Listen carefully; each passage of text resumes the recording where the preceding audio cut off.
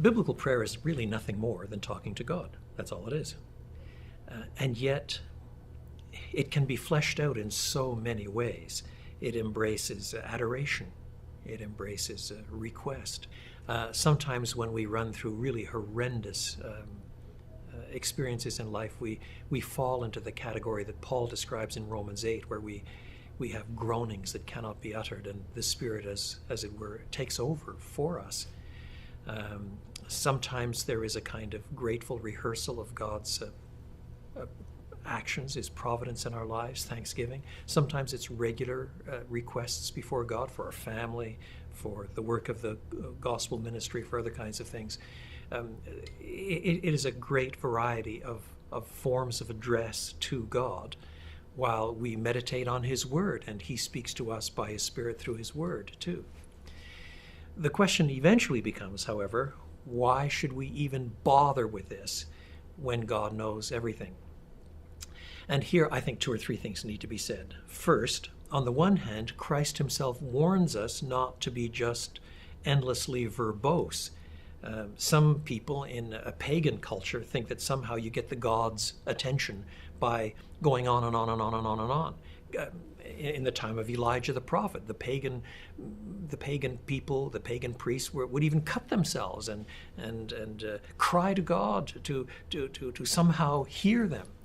And then Jesus reminds us, don't think that you're heard for your much speaking. Your heavenly Father knows what you need before you ask Him. So there is that side of things. God is in heaven, you are on earth, let your words be few. On the other hand, Jesus Himself can tell a parable in Luke chapter 18, teaching us that we should pray and not give up.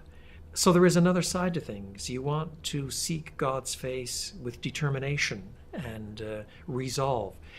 The best example I can give is my daughter.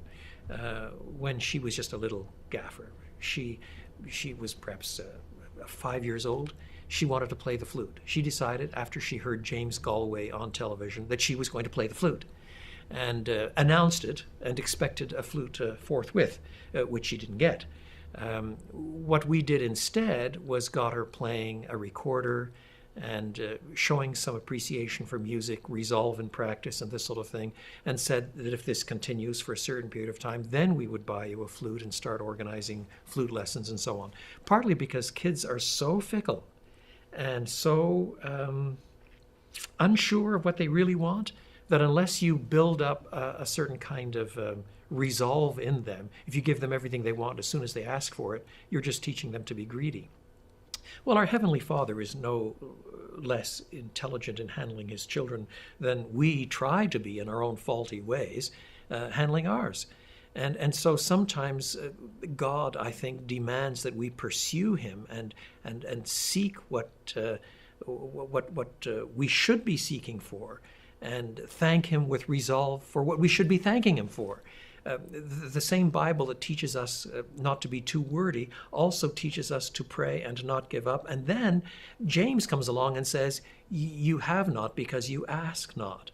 So our Heavenly Father is not merely a kind of piece of machinery that dispenses goodies provided we press the right buttons. He is a person and expects us to interact with Him in personal ways, with submission and faith and request and thanksgiving, submitting everything to Him finally in the full assurance that He really does know best. And sometimes His answers will be no, precisely because He does know best. And for that reason, we seek Him and seek also from His Word what we should be asking of Him, precisely because